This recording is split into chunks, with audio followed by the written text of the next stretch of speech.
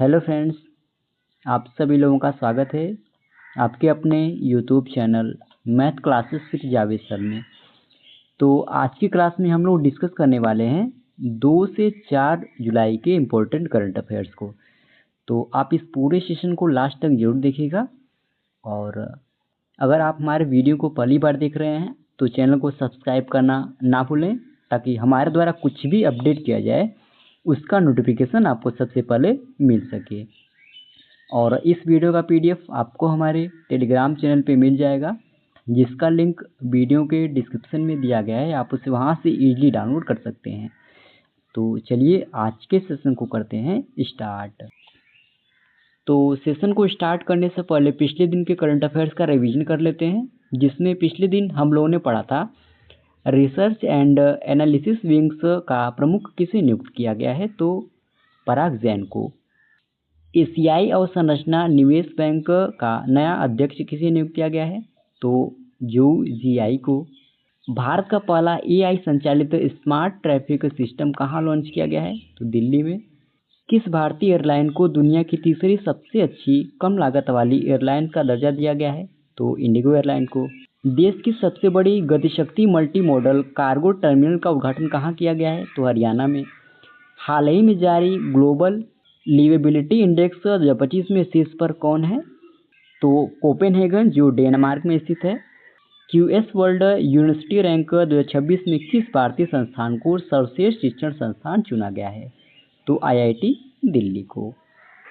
विश्व का पहला जेट संचालित फ्लाइंग ह्यूमनॉइड रोबोट किस देश ने विकसित किया है, तो इटली ने। इसका नाम क्या है, तो आयरन क्यूब 3। मोबाइल आधारित ई वोटिंग सुविधा शुरू करने वाला देश का पहला राज्य कौन बन गया है, तो Bihar. Asia para badminton championship 2025 का आयोजन किस देश में किया गया, जिसमें भारतीय टीम को प्रथम स्थान प्राप्त हुआ, तो इसका आयोजन थाईलैंड में किया गया था। भारत सरकार ने 16 से 18 वर्ष की लड़कियों के लिए किस राज्य में कौशल प्रशिक्षण प्रदान करने के लिए नव्या योजना शुरू की है, तो उत्तर प्रदेश में। किस राज्य सरकार ने हाल ही में शक्तिपीठ एक्सप्रेसवे परियोजना को मंजूरी दी है, तो महाराष्ट्र में।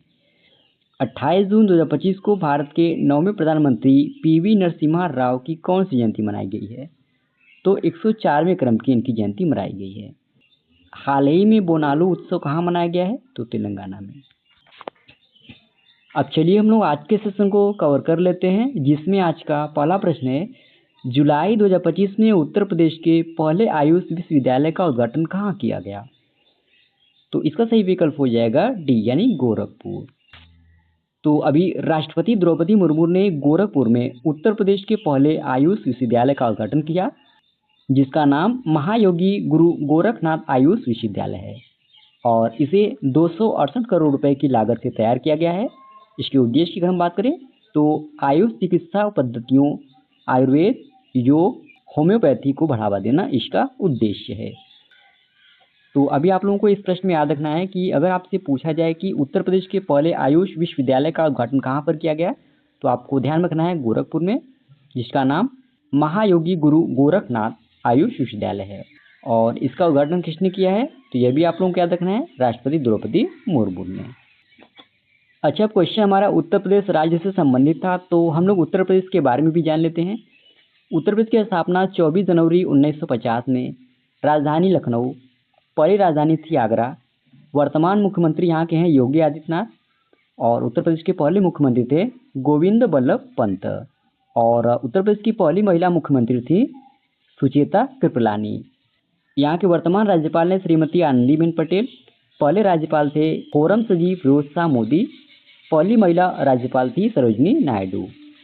राजकीय पशु यहाँ का बारहसिंगा, राजकीय पक्षी सारस, राजकीय वृक्ष अशोक, राजकीय पुष्प पलाश का फूल।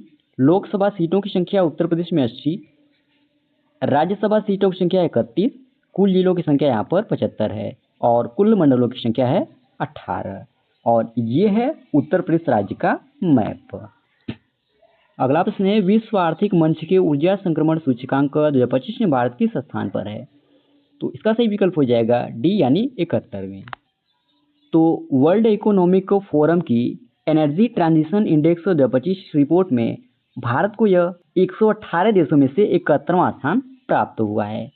यह सूचकांक देशों की ऊर्जा सुरक्षा, स्थिरता और समानता के प्रदर्शन के आधार पर रैंकिंग करता है। अच्छा, अब इसे जारी किसके द्वारा किया जाता है? तो विश्व आर्थिक मंच या वर्ल्ड इकोनॉमिक फोरम के द्वारा। शीर्ष 5 देशों की रैंकिंग की अगर हम बात करें तो पहले स्थान पे स्वीडन, दूसरे स्थान पे फिनलैंड, तीसरे स्थान पर रहा डेनमार्क, चौथे स्थान पे नॉर्वे और 5वें स्थान पे स्विट्जरलैंड रहा। वही एशिया की अगर हम 5 देशों की रैंकिंग की अगर हम बात करें तो पहले स्थान पे रहा चीन, ये ओवरऑल 12वें स्थान पे रहा। दूसरे स्थान पर रहा भारत, ये ओवरऑल 71वें स्थान पर रहा। तीसरे स्थान पर रहा बांग्लादेश, ओवरऑल यह 86वें स्थान पर। चौथे स्थान पर रहा पाकिस्तान, ओवरऑल यह 101वें स्थान पर रहा। और 5वें स्थान पर रहा नेपाल, ओवरऑल यह 104वें स्थान पर रहा। और इस इंडेक्स के अनुसार कांगो को अंतिम स्थान दिया गया है। तो इस प्रश्न में आप लोगों को वर्ल्ड इकोनॉमिक्स फोरम की एनर्जी ट्रांजिशन इंडेक्स 2025 रिपोर्ट में भारत के रैंक को याद रखना है। कौन से स्थान पर रहा? तो 71वें स्थान पे। वही शीर्ष यानी पहले देश के रैंक को भी ध्यान रखना है। पहले स्थान पे कौन सा देश रहा? तो स्वीडन। और इसे किसके द्वारा जारी किया जाता है? तो विश्व आर्थिक मंच या वर्ल्ड इकोनॉमिक फोरम के थ्रू इसे जारी किया जाता है। अच्छा, वर्ष 2025 में जितने भी महत्वपूर्ण सूचकांक जारी किए गए हैं उसमें भारत कौन से स्थान पर है, इसको हम लोग डिस्कस कर लेते हैं। तो ग्लोबल फायर पावर इंडेक्स 2025 में भारत चौथे स्थान पर रहा। हेनले पासपोर्ट इंडेक्स 2025 में भारत 50वें स्थान पर रहा। जलवायु परिवर्तन प्रदर्शन सूचकांक 2025 में भारत 10वें स्थान पर। QS world future skill index 2025 में भारत 25वें स्थान पर।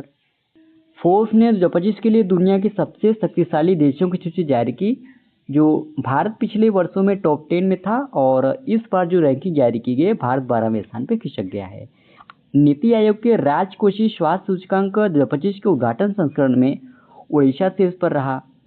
2024 के भ्रष्टाचार धारा सूचकांक में भारत 180 देशों में से 96वें स्थान पर रहा। जलवायु जोखिम सूचकांक 2025 में भारत 6ठे स्थान पर रहा। विश्व खुशहाली रिपोर्ट 2025 में भारत 118वें स्थान पर। विश्व प्रेस स्वतंत्रता सूचकांक 2025 में भारत 191वें स्थान पर रहा। अगला प्रश्न है, किस राज्य में भारत का पहला लकड़ी से बना गुरुद्वारा स्थापित किया गया है? तो इसका सही विकल्प हो जाएगा बी यानी पंजाब। तो अभी पंजाब राज्य ने फाजिल्का जिले में स्थित भारत का पहला पूर्णतः लकड़ी से निर्मित गुरुद्वारा श्री नानक निवास स्थापित किया गया है, जो धार्मिक स्थल और आध्यात्मिक आस्था का प्रतीक है। यह गुरुद्वारा फिनलैंड से आयातित देवदार की लकड़ी से पूरी तरह से निर्मित है और इसे पुलिस लाइन परिसर के अंदर स्थापित किया गया है। तो इस प्रश्न में मेन पॉइंट बस आप लोगों को याद रखना है कि अगर आपसे पूछा जाए कि भारत का पहला लकड़ी से निर्मित गुरुद्वारा कहाँ पर स्थापित किया गया है, तो आप लोगों को राज्य का नाम याद रखना है पंजाब। अच्छा, हम लोग भारत में पहले से संबंधित कुछ स्टैटिक प्रश्न को डिस्कस कर लेते हैं। तो देश के पहले ट्रांसशिपमेंट पोर्ट विजिंगम बंदरगाह का औपचारिक संचालन शुरू किया गया केरल में। भारत का पहला वन्यजीव वायु बैंक स्थापित किया गया पन्जा नायडू हिमालयन प्राणी उद्यान दार्जिलिंग चिड़ियाघर में। भारत का पहला हाइपर लूप परीक्षण ट्रैक लॉन्च किया आईआईटी मद्रास ने। समान नागरिक संहिता यानी यूनिफॉर्म सिविल कोड लागू करने वाला भारत का पहला राज्य बना उत्तराखंड। भारतीय रेत कलाकार सुदर्शन पटनायक सैंड मास्टर पुरस्कार जीतने वाले पहले भारतीय बने। भारतीय सेना ने पहली बार FPV कोमिकेज ड्रोन का कहाँ सफलतापूर्वक परीक्षण किया? तो पंजाब के पठानकोट में। देश की पहली स्वदेशी MRI मशीन का परीक्षण किया गया अखिल भारतीय आयुर्विज्ञान संस्थान एम्स यानी नई दिल्ली में। भारत की पहली नाइट सफारी कुकरैल का निर्माण किया जा रहा है लखनऊ उत्तर प्रदेश में। भारत का पहला जलमग्न संग्रहालय यह महाराष्ट्र के सिंधुदुर्ग जिले में INS गुलदार को डुबोकर बनाया जाएगा। भारत का पहला क्वांटम कंप्यूटिंग गांव आंध्र प्रदेश के अमरावती में। चंद्रमा के दक्षिण ध्रुव का पहला विस्तृत भूवैज्ञानिक मानचित्र तैयार किया भारतीय वैज्ञानिकों ने। भारत का पहला भेड़िया अभ्यारण्य खुला झारखंड के लातेहार में। भारत में ट्रेन में ATM स्थापित करने वाला पहला बैंक ऑफ महाराष्ट्र है, जिसे पंचवटी एक्सप्रेस में स्थापित किया गया। अगला प्रश्न है, हुनूर ग्लोबल यूनिकॉर्न इंडेक्स 2025 में भारत को कौन सा स्थान मिला है? तो इसका सही विकल्प है सी यानी तीसरा। तो भारत स्टार्टअप इकोसिस्टम में अपने बढ़ते वैश्विक प्रभाव को दर्शाते हुए $64 बिलियन के स्टार्टअप के साथ हुनूर ग्लोबल यूनिकॉर्न इंडेक्स 2025 में तीसरे स्थान पर है। अच्छा, अब यूनिकॉर्न क्या है? तो यूनिकॉर्न या फ्रेंड्स एक निजी तौर पर आयोजित स्टार्टअप कंपनी है जिसका मूल्यांकन $1 बिलियन या उससे अधिक हो, उसे यूनिकॉर्न का दर्जा दिया जाता है। और हुनूर ग्लोबल यूनिकॉर्न इंडेक्स 2025 में शीर्ष 3 देशों की रैंकिंग अगर बात करें तो पहले स्थान पर अमेरिका रहा, दूसरे स्थान पे चीन, वही तीसरे स्थान पे भारत रहा। अगला प्रश्न है, केंद्रीय प्रत्यक्ष कर बोर्ड के अध्यक्ष कौन है जिनका कार्यकाल 1 वर्ष के लिए बढ़ाया गया है? तो इसका सही विकल्प हो जाएगा ए यानी रवि अग्रवाल। तो अभी मंत्रिमंडल की नियुक्ति समिति ने केंद्रीय प्रत्यक्ष कर बोर्ड के अध्यक्ष के रूप में रवि अग्रवाल की पुनर्नियुक्ति को मंजूरी दे दी है। उनका कार्यकाल 1 जुलाई 2025 से 30 जून 2026 तक या अगले आदेश तक 1 वर्ष के लिए बढ़ा दिया गया है। और रवि अग्रवाल या फ्रेंड्स भारतीय राजस्व सेवा के 1988 बैच के अधिकारी हैं। अब बात करें केंद्रीय प्रत्यक्ष कर बोर्ड की, तो यह फ्रेंड्स भारत सरकार के वित्त मंत्रालय के राजस्व विभाग का एक महत्वपूर्ण हिस्सा है। इसकी स्थापना 1 जनवरी 1964 ईस्वी में हुई थी और इसका मुख्यालय नई दिल्ली में स्थित है। अगला प्रश्न है, केंद्रीय गृह मंत्री अमित शाह ने किस स्थान पर हल्दी बोर्ड मुख्यालय का उद्घाटन किया? तो इसका सही विकल्प हो जाएगा डी यानी निजामाबाद। तो अभी केंद्रीय गृह मंत्री और सहकारिता मंत्री अमित शाह ने तेलंगाना के निजामाबाद में राष्ट्रीय हल्दी बोर्ड के मुख्यालय का उद्घाटन किया। केंद्र सरकार ने इसके लिए 200 करोड़ का समर्थन दिया है और 2030 तक हल्दी कंपनी को $1 प्रति व्यक्ति का लक्ष्य दिया है। इसके उद्देश्य की अगर हम बात करें तो इसका उद्देश्य देश में हल्दी उत्पादकों को बेहतर बाजार मूल्य और निर्यात के अवसर प्रदान करना है। और बात करें राष्ट्रीय हल्दी बोर्ड की तो इसकी स्थापना 4 अक्टूबर 2023 में, इसके वर्तमान अध्यक्ष हैं पल्ले गंगाधर रेड्डी। अगला प्रश्न है, क्रिकेट के तीनों फॉर्मेट में शतक लगाने वाली पहली भारतीय महिला क्रिकेटर कौन बन गई हैं? तो इसका सही विकल्प हो जाएगा डी यानी स्मृति मंधाना। तो अभी भारतीय महिला क्रिकेट की स्टार बल्लेबाज स्मृति मंधाना ने इतिहास रच दिया है। वह अंतर्राष्ट्रीय क्रिकेट के तीनों प्रारूपों में शतक लगाने वाली पहली एशियाई और पहली भारतीय महिला क्रिकेटर बन गई हैं। यह उपलब्धि उन्होंने 28 जून 2025 को इंग्लैंड के खिलाफ पहले T20 मैच में 62 गेंदों पर 112 रनों की पारी खेलकर हासिल किया है। अगला प्रश्न है, किस राज्य सरकार ने स्मार्ट परियोजना के तहत किसानों को कृषि उत्पादों का उचित मूल्य दिलाने के लिए हेजिंग डेस्क शुरू किया है? तो इसका सही विकल्प हो जाएगा बी यानी महाराष्ट्र। तो अभी महाराष्ट्र सरकार ने कृषि उत्पादकों की आय और मूल्य जोखिम से सुरक्षा देने के उद्देश्य पुणे में हेजिंग डेस्क की शुरुआत की है। यह प्रथम राज्य की स्मार्ट परियोजना बाला साहब ठाकुर कृषि व्यवसाय और ग्रामीण परिवर्तन परियोजना के तहत शुरू की गई है। अच्छा, अब हेजिंग डेस्क क्या है तो यह भी आप लोगों को पता होना चाहिए। तो हेजिंग एक जोखिम प्रबंधन प्रणाली है जो किसी भी वित्तीय संपत्ति या वस्तु के मूल्य में भविष्य में गिरावट से बचाने में मदद करती है। अगला प्रश्न है, भारत का पहला ग्रीन डेटा सेंटर कहाँ स्थापित किया गया है? तो इसका सही विकल्प हो जाएगा ए यानी उत्तर प्रदेश। तो हाल ही में उत्तर प्रदेश के मुख्यमंत्री योगी आदित्यनाथ और केंद्रीय विज्ञान एवं प्रौद्योगिकी मंत्री जितेंद्र सिंह ने साहिबाबाद गाजियाबाद में भारत के पहले ग्रीन डेटा सेंटर की आधारशिला रखी। यह परियोजना लगभग 1000 करोड़ की है जिसकी क्षमता 30 मेगावाट होगी और इसमें ऊर्जा दक्षता, नवीकरणीय ऊर्जा, वर्षा जल संचयन और स्मार्ट कूलिंग जैसी पर्यावरण अनुकूल तकनीकें होंगी। अगला प्रश्न है, हाल ही में किस देश में गोसैट GW नामक परमाणु ऊर्जा संयंत्र का उपग्रह प्रक्षेपण किया गया है? तो इसका सही विकल्प हो जाएगा बी यानी जापान। तो अभी जापान ने 1 जुलाई 2025 को गोसैट GW नामक उपग्रह का प्रक्षेपण किया है। गोसैट GW का मतलब है friends green house gas observing satellite green house watchers. यह उपग्रह Japan aerospace exploration agency JAXA के द्वारा विकसित किया गया है। इसका उद्देश्य पृथ्वी के वायुमंडल में ग्रीन हाउस गैसों की सांद्रता को मापना है ताकि जलवायु परिवर्तन का अध्ययन किया जा सके। अगला प्रश्न है, हाल ही में सूर्यमुखी देवी का निधन हो गया, उन्हें किस पुरस्कार से सम्मानित किया गया था? तो इसका सही विकल्प हो जाएगा सी यानी पद्मश्री। तो अभी प्रसिद्ध मणिपुरी शास्त्रीय नृत्यांगना सूर्यमुखी देवी का लंबी बीमारी के बाद 29 जून 2025 को इम्फाल पश्चिम जिले के कैसमपट स्थित अपने आवास पर निधन हो गया। वह 85 वर्ष की थी और वह अविवाहित थी और 2025 में उन्हें पद्मश्री पुरस्कार से सम्मानित किया गया था।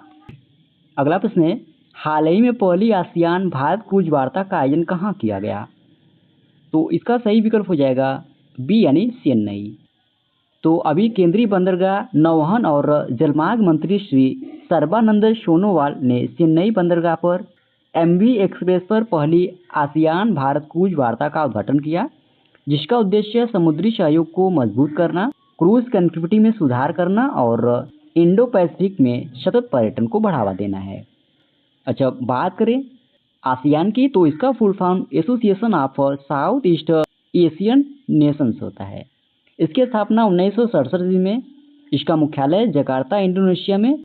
इसमें शामिल सदस्य देशों की बात करें तो 11 देश सदस्य हैं और इसका उद्देश्य अपने 11 सदस्य देशों के बीच आर्थिक और सुरक्षा सहयोग को बढ़ावा देना है। अगला प्रश्न है, एरी सिल्क किस राज्य से संबंधित है जिसे GI टैग दिया गया है? तो इसका सही विकल्प है ए यानी मेघालय। तो अभी मेघालय की एरी सिल्क को GI टैग मिला है। एरी सिल्क एक प्राकृतिक रेशम है। इस सिल्क को जो रेशम के कीड़े बनाते हैं उन्हें हासिल करने के लिए मारा नहीं जाता, इसलिए इसे अहिंसा सिल्क भी कहते हैं और यह मुख्य रूप से मेघालय में उत्पादित होता है। विशेष रूप से खासी जनजाति इसे पीढ़ियों से तैयार करती आ रही है। ओके, तो अभी इसका आप लोगों को नाम ध्यान रखना है, एरी सिल्क जो किस राज्य से संबंधित है जिसे हाल ही में GI टैग मिला है, तो याद रखना है मेघालय। अगला प्रश्न है, राष्ट्रीय चिकित्सक दिवस 2025 कब मनाया गया है? तो इसका सही विकल्प हो जाएगा बी यानी 1 जुलाई। तो राष्ट्रीय चिकित्सक दिवस हर साल 1 जुलाई को पूरे भारत में मनाया जाता है। इस दिवस का उद्देश्य देश भर के डॉक्टरों और स्वास्थ्य सेवाओं में उनके योगदान को सम्मान देना है। यह दिन विशेष रूप से भारत के महान चिकित्सक और पश्चिम बंगाल के दूसरे मुख्यमंत्री डॉक्टर बिधान चंद्र रॉय की स्मृति में मनाया जाता है। इस दिवस की शुरुआत हुई थी 1991 ईस्वी में, तब से इसे प्रत्येक वर्ष 1 जुलाई को मनाया जाता है।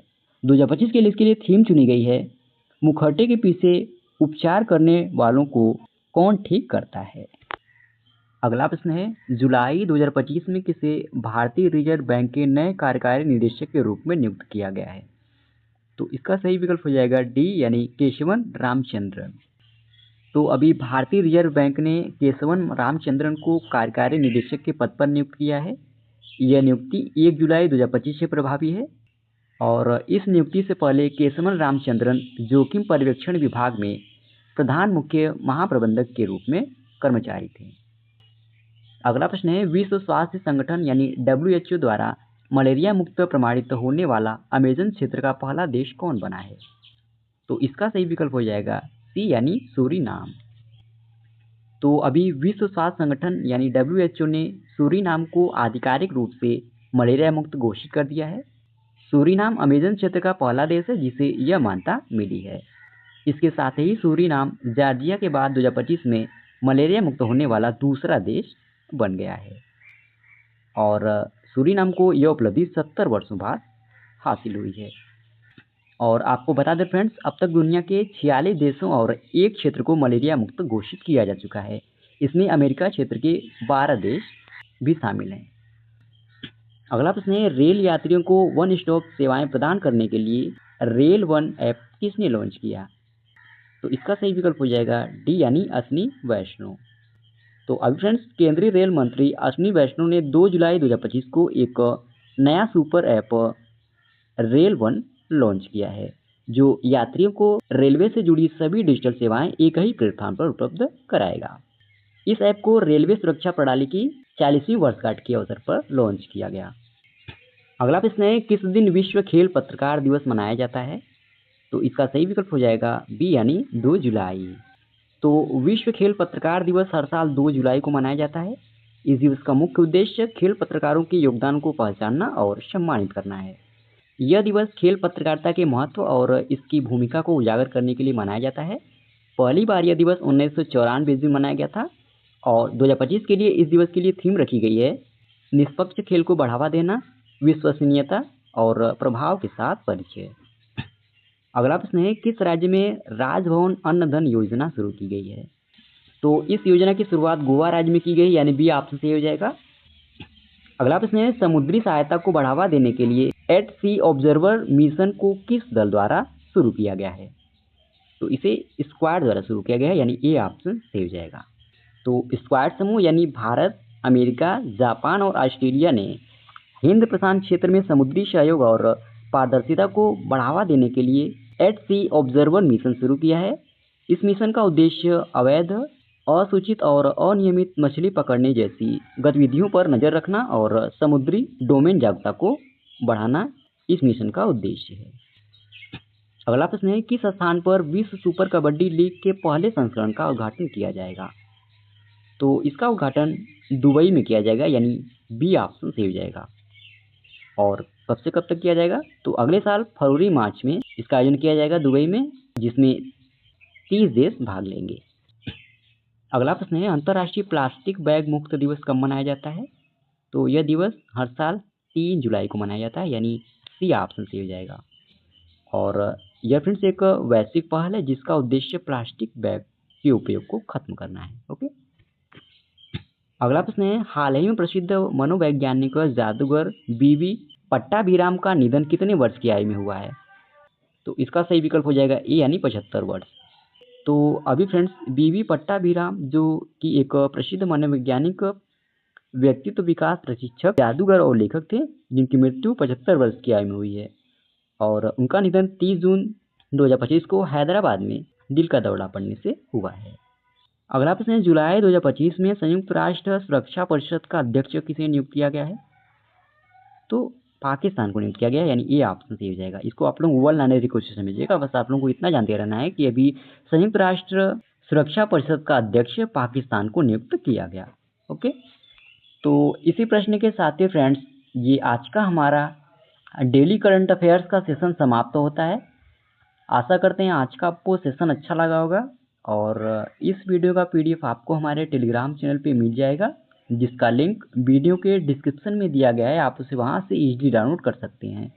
और अगर आप हमारे इस वीडियो को पहली बार देख रहे हैं तो चैनल को सब्सक्राइब करना ना भूलें, ताकि हमारे द्वारा कुछ भी अपडेट किया जाए उसका नोटिफिकेशन आपको सबसे पहले मिल सके।